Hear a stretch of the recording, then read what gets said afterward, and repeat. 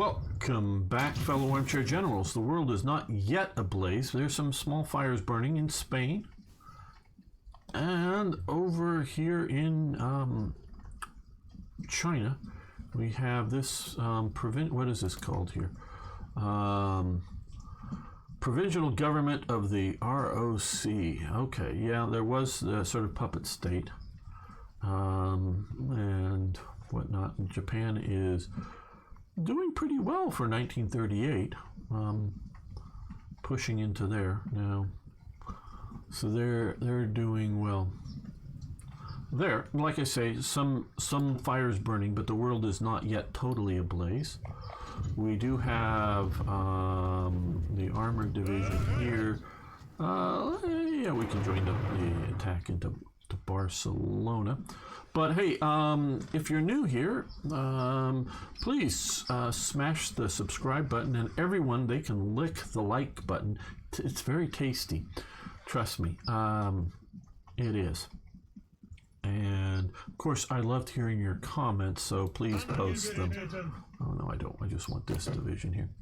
Okay, this is a worthless unit. Now, the Schnell division that Austria had, well, I'm not going to say it was, I don't know, there may be, well, I thought it was entirely motorized, but I don't know. And, you know, they had something like 24 tanks. Most of them were the Italian CV-33s. I don't know what happened to them.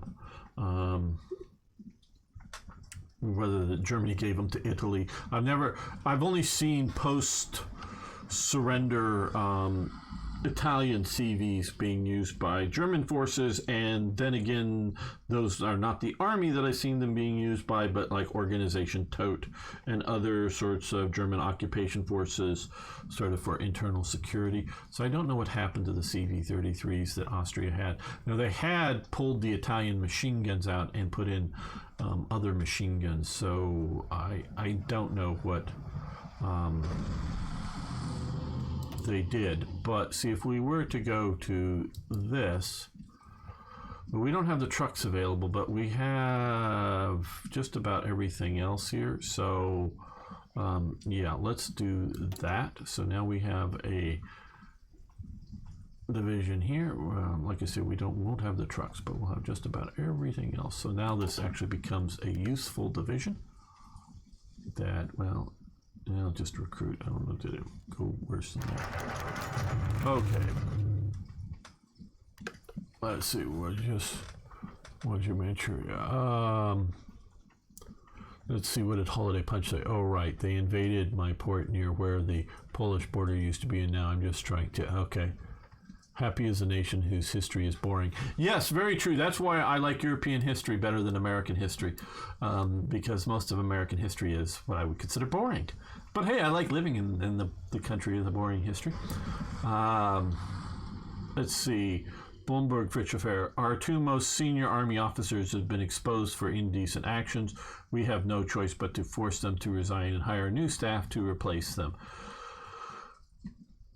This has the added benefit of allowing us to gain complete control over the army by appointing loyal generals. Okay, that's von Blomberg, that's Fritsch, that is von Rundstedt. Those are the three officers pictured there. I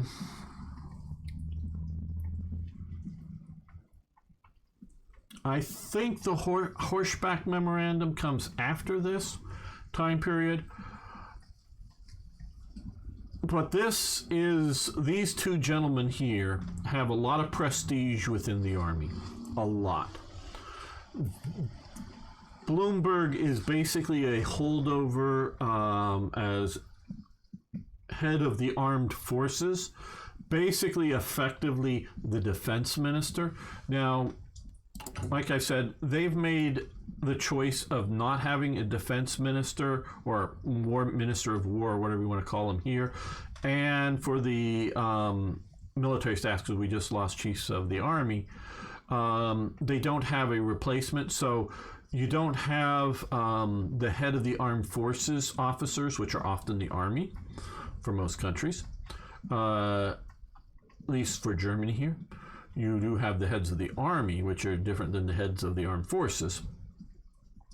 So I question some of their, if you're going to do that, well, I would then throw not just Blomberg, but Keitel and others.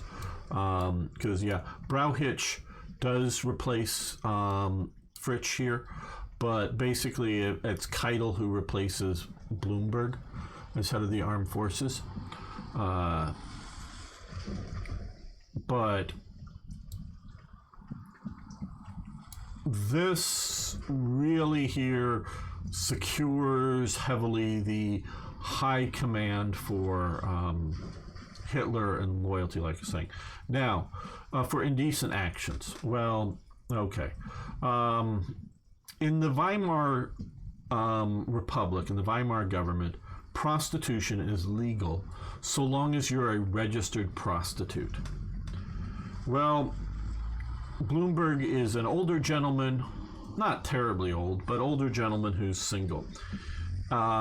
Just a few weeks I don't know the real date of when this happened, but a few weeks before this big thing blows up, he gets married to a younger woman. A lot of senior Nazis, and I think even Hitler's at the wedding. I'm not absolutely sure that Hitler was there, but a lot of the senior Nazis are there. It's, a big sort of wedding. Well, boy, I'm fuzzy right now. I think it was Himmler or whatever digs up the records that briefly, for a few months or whatever, Blomberg's new wife, this is back during the Weimar Republic, so before 33, was a prostitute. And this is used to, this is secret. This doesn't get out into the public. But this is brought to him to get him to resign, because all the old traditional officers might not like that he's marrying hello, Michael Tiegelhoff, how you doing?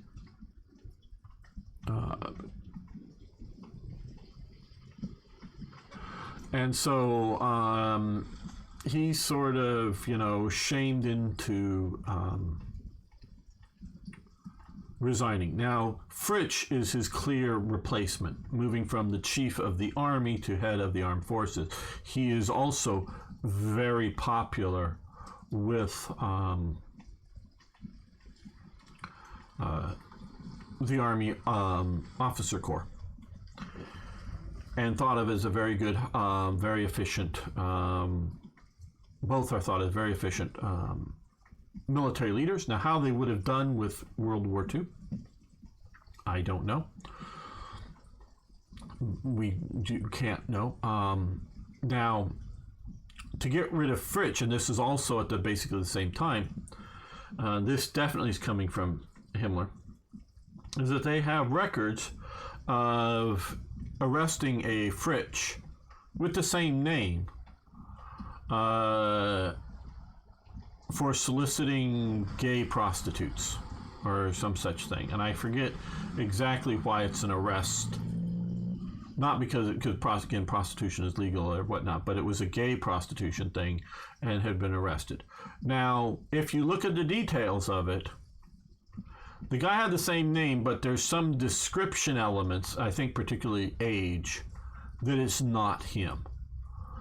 But this was enough evidence that, because there wasn't photos or of whoever, but the names exactly matched. And so he was threatened that he would be thrown out. He would be publicly charged with this and thrown out of the army publicly if he doesn't resign. So both of these guys resigned, and it's sort of, and which there is some negative consequences to this disrupting of national unity, I believe it is. So, Yeah. We're going to lose or have lost one element of this, but should be coming.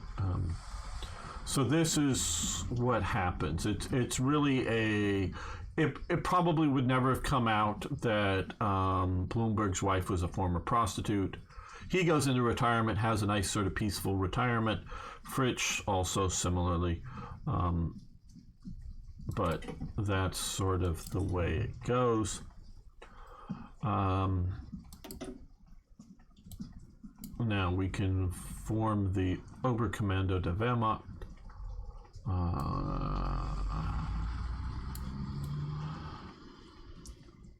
Convict never grows up. Never grows up the gallows. Okay. Wehrmacht coup. Yeah, it's very much a coup in the Wehrmacht. Hitler, as I've talked about, over time, Hitler's regime, Hitler's control of power steadily increases. Hitler feels very, very unsafe in power for a lot of the time. It isn't until, I think it's 1936, that conscription is properly reintroduced for the German army. It is only then that he starts to feel comfortable, because he knows hundreds of thousands of SA men are finally being drafted into the army. So before that, you have this small, though it's growing under the National Socialist regime, even before Hitler comes to power, they're secretly over the 100,000 man limit, or whatever the exact limit is for the army. They're already over it. Part of it is, just hiding sizes of reserve units. Oh yeah, here's this reserve platoon. Well, maybe it's, actually a size of a company or something like that.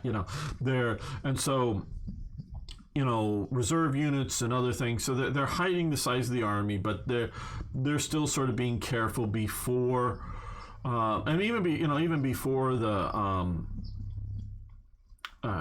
Nazis come in power. They're doing secret tank test trials deep inside the Soviet Union and other things like that. So they're scamming the system even before the Nazis are in power. But once the Nazis get into power, this becomes very much official policy, not publicly stated maybe, but official policy of going over the limits. So they're growing the army, but I believe it's 36 is when they finally put in conscription. So all the SA men the young ones are getting conscripted into the army, and Hitler considers them loyal and believes that they're going to disobey orders to do a coup against the Nazi regime. Hitler is not secure in power, by my estimation, until he takes Paris. And if you look at the Victory Parade film footage that I've seen in Berlin in 1940, when they're celebrating the taking of Paris, and you look at the field marshal ceremonies in which he creates the big slew of field marshals, after France is defeated, and makes Goering Reich Marshal, no longer just Air Marshal. Prior to that, he was Air Marshal, meaning the guy in charge of the Air Force. Now he becomes Reich Marshal. The top military leader in Germany is Goering. Real sort of, I guess, Hitler is, but he's the guy right below it. So the line of military succession is succession and command is Hitler, then Goering, then everybody else. The different branches of the army. So in essence, sort of only at that point in 1940 does Hitler sort of become the new Blomberg, if you will. But and he does this, and he's also the line of succession for the state, and this is at the time in 1940 that it pushes Rudolf Hess out from being, he's still deputy Fuhrer, but before, when he was deputy Fuhrer, he's basically second in line of succession. So if one of the assassination attempts succeeds against Hitler, then it's Rudolf Hess, who's very popular within the Nazi Party, at least by not so much the party officials, but because he's sort of the guy running around being the bad guy within party leadership.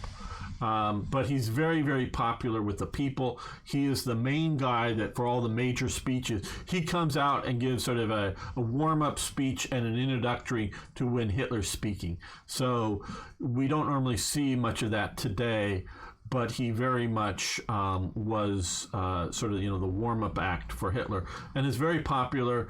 And for the general populace, not so much internal power structures within the NSDAP, but to the populace, he's just a all-around good guy. Everybody likes good old Hess, but it's Goering that sort of supplants him at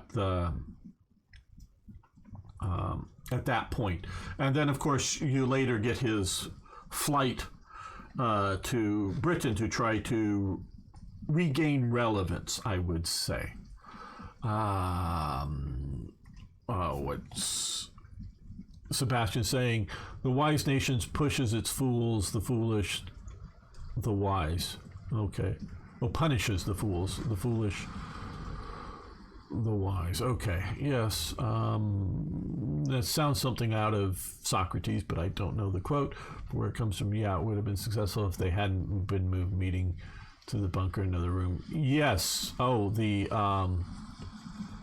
attempt, that one bombing attempt. Yes. Oh, yeah. Okay, going back up this route. Yeah. There's like 40 some assassination attempts against Hitler. And this is what, they're worried about. And once it becomes clear that it's a the war is the thing, we're going to continue with the war with Britain. Hitler is worried about being assassinated and is trying to establish loyalties within the army, like, hey, we've just given you all you generals these nice new field marshalships, and hey, Goering's in charge now, and he's the line of successor. So that's very much what he's worrying. Because there are plots that continue. Stauffenberg probably would have killed Hitler, though it's too late by that point. But would have probably killed Hitler if it had been in the bunker, where it would be a contained explosion with a different desk.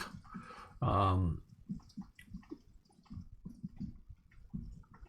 do want to play this mod, but I'm missing 2 of the required DLC. Well, Holiday Punch, I guess look for when they're on sale. Did Hess really go to UK to sue for peace? Well, he thought there were several organizations in Britain, including the Right Circle is one of them, and also, of course, the BFU, the British Union of Fascists under Oswald Mosley, but he had already been locked up in prison, basically at the start of the war, and most of the BFU members had been locked up. The Duke of Hamilton was a member of the Right Circle. The Right Circle is sort of a right-wing elitist club, shall we say, that had Nazi sympathies, but more of a Nazi sympathies, I would say, internationally, meaning, well, the Nazis, again, they would say, well, the Nazis are much better than the communists, so, that's how they would see it. But they weren't, maybe as Hess and the Germans thought, as a wanting to overthrow the current current British government and being allies with Germany. There is a massive misperception of what's going on in Britain. He thought there were people that would be willing to overthrow Churchill, and maybe just through, pushing through the House of Lords and the House of Commons,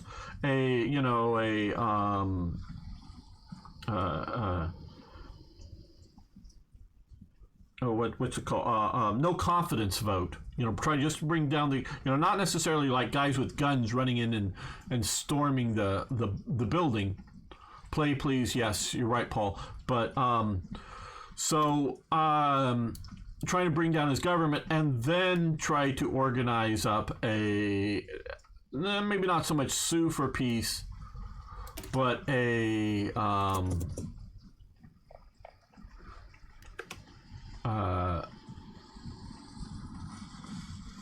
negotiated peace. Well, Hess takes off at night. No, he's not shot down.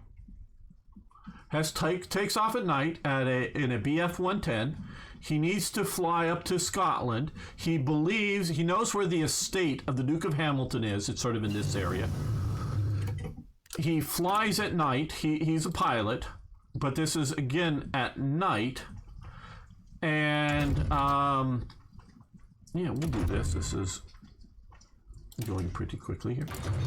Flies at night, navigates, in this basically commandeered plane, flies up here, gets close enough, and again, everything's like blacked out because of the bombing, So he navigates over, and he literally, to get out of the airplane, he's wearing a parachute. He rolls the plane upside down. Well, he's already opened, the canopy, rolls the plane upside down, and,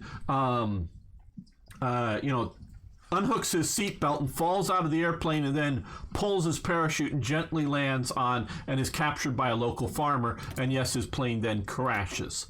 So actually, as a daring feat of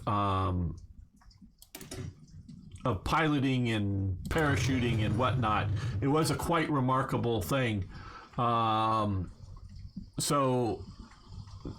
he doesn't even try to land because it's nighttime, it's dark, and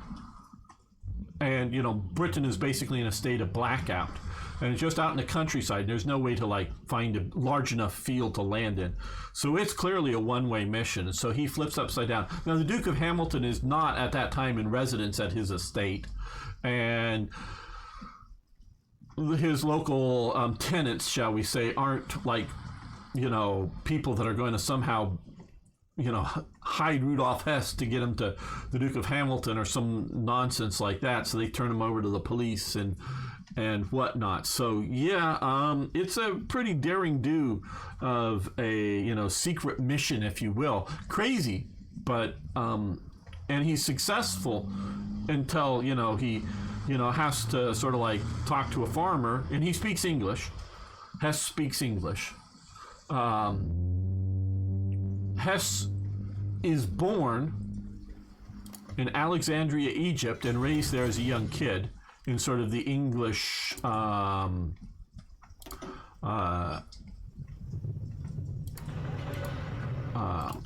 exile or English colonial community.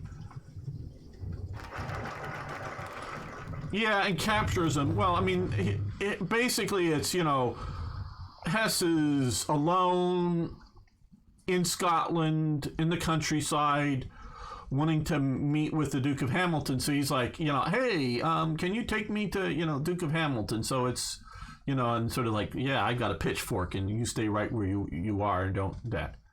How many war crimes did Hess commit since he was in prison for so long until his suicide? I think they actually gave Hess a drink and such. I don't know about the suicide situation. Hess, I think by the end had lost his mind. By the end of the his imprisonment. You had Kristallnacht. Now, whether you want to consider it a war crime or just crimes against humanity, you had Kristallnacht happening in 1938. You had they judged simply invading of Poland to be aggressive criminal acts of war. And he obviously was the deputy Führer for the invasion of Poland. And there are war crimes. I mean, because he was a member of the regime and supports the actions of the regime, and they were doing mass executions in Poland in 1939, 1940. So there are definitely war crimes, probably tens of thousands of Polish people, not just Jews, but Polish people are murdered, not just fighting in combat, but are lined up and murdered. So, there's all of those. that we can point to. Now, again, Hess may not be the one ordering them. Hess may not even be overly aware that they're happening, but he is giving his aid and comfort, like I say, being a spokesman for Hitler and the National Socialist regime. So I would say he is a, definitely a war criminal under those things. People in America think there were Africans in the 9th century Denmark. Oh, well, I don't know.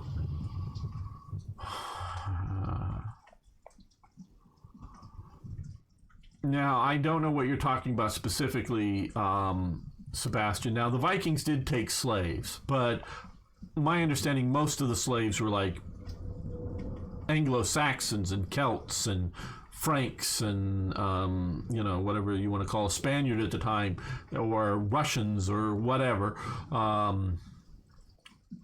And yes, there were Vikings that did make it down into the Mediterranean, but I don't know how many sub-Saharan Africans they would have had. I mean, there's some dark-skinned people here that, that predate the Arab conquest and they're still around. But they're different, they're dark-skinned, but they're not like what we would normally think of Africans. Goering was treated so nice by his captors in 45. I don't know that he was treated so nice. We didn't brutalize, the British or the Americans didn't beat up or brutalize our prisoners. We fed them well, the leadership.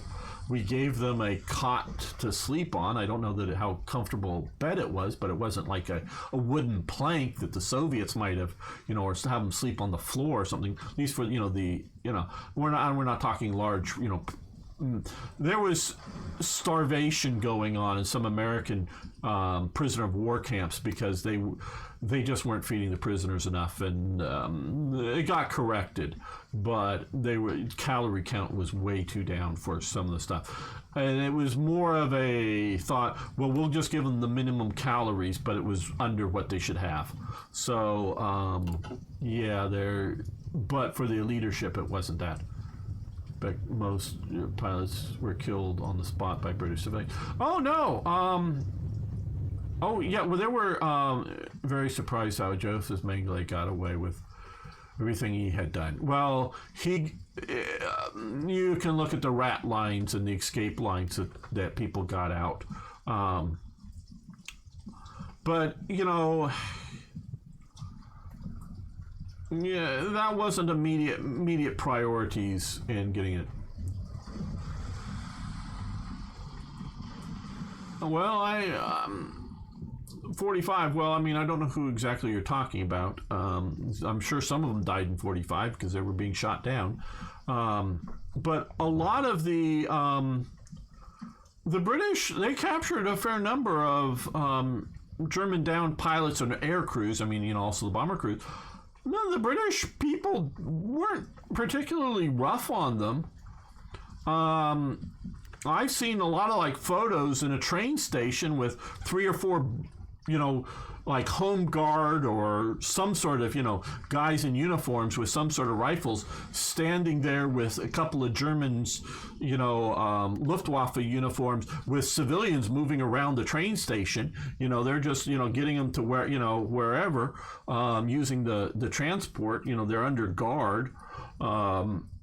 And they're just, they've been shot down and bailed out or crash landed or whatever.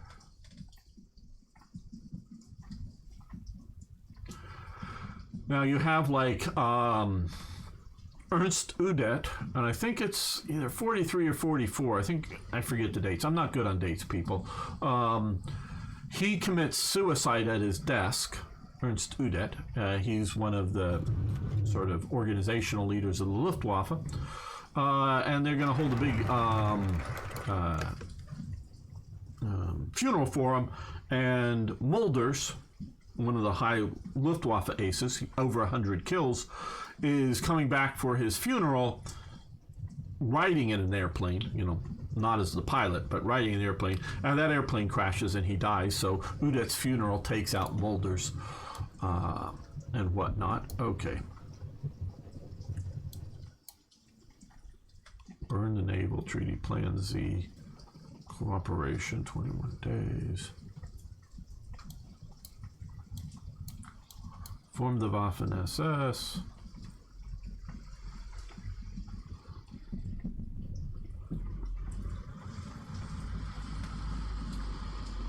Those we don't need. We don't need the Reichskommissariats.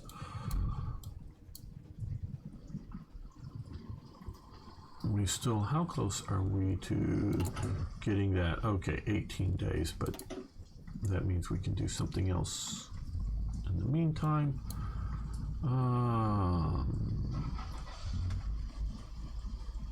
Some heavy fighter models we could put in research, construction, that would be good.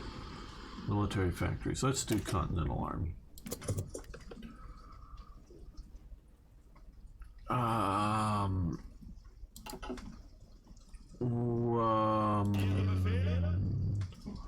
Exclamation mark troops designation in the theaters. Oh, no orders. Because I'm not like drawing battle plans for them and giving them orders. So that's why they all have them.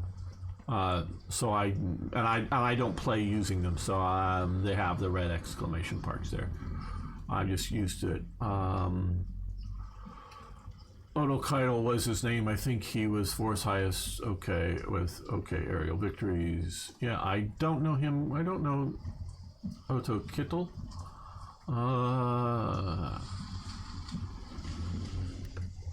Refighters, air. Yeah, we'll see about getting some 110s in production for interception purposes. There's just so many interesting stories of World War II I'm fascinated by. You know, like the Goering, or not Goering, Hess flight into Britain, that, you know, that and other events like that.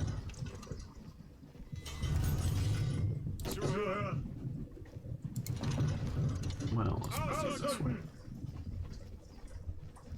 Rommel's Gold. I don't know the Rommel's Gold story, so that would be new to me.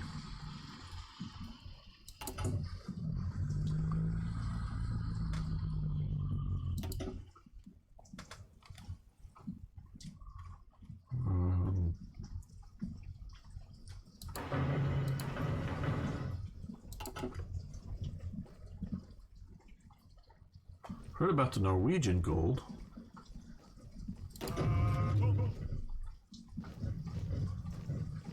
But I'm guessing that is something different because it's in Norway and Rommel never fought or was associated with the Norwegian campaign.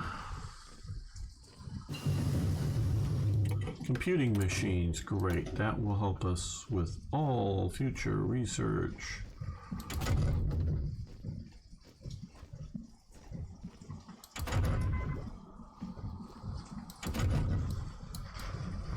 Yeah, that will be for once we get the heavy fighter versions going. Naval bombers, I like naval bombers, but we got the patrol aircraft. I don't know that we need to go beyond the Ju-52. Not that we won't, but I don't know that I need to particularly quickly. Do I want to worry about better destroyers? Maybe not so much, because I'm going to try to avoid some of just the idea of combat too much.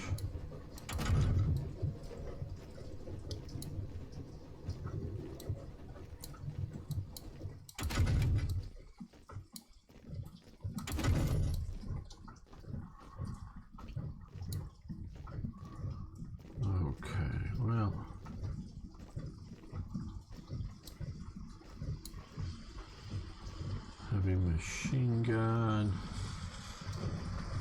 Marines, we're probably going to skip Marines. I don't know what I should do back here and get this guy researched up, or yeah, maybe we should push ahead and get some of these guys going earlier.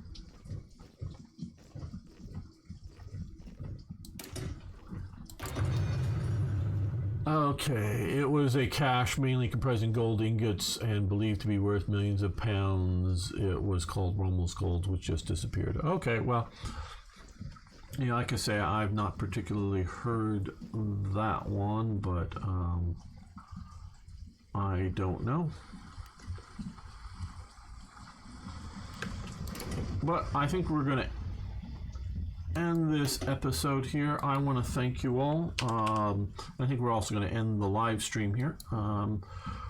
I will be back tomorrow playing War Thunder. You guys can all join me, either just watching or actually play as out there. So we will be playing. So you can join that, and of course we'll be back next Saturday for more Hearts of Iron. I want to thank Holiday Punch, Lone Wanderer, Paul, scrolling back up the chat, Suzo, or however you pronounce that. Sorry, this is sort of wandering around. Sebastian, Michael, of course, Arno, who's here, I presume still is moderator, though he hasn't said anything recently. And everybody else, I want to. Oh, and I can also thank my supporters over on Patreon: Tim, Strongarm, Niagara, Timothy, Sir Toyjet, Gary, and the Hoffmanator for your support over on Patreon, like I say. But everybody else, I just want to thank you so much for watching the videos, for hitting that like button, posting comments. That really does help feed the algorithm. So thank you all. I will be back tomorrow. And oh, hello, YOLO. Thank you also for being here. So thanks everybody for hanging out with me. See you all tomorrow.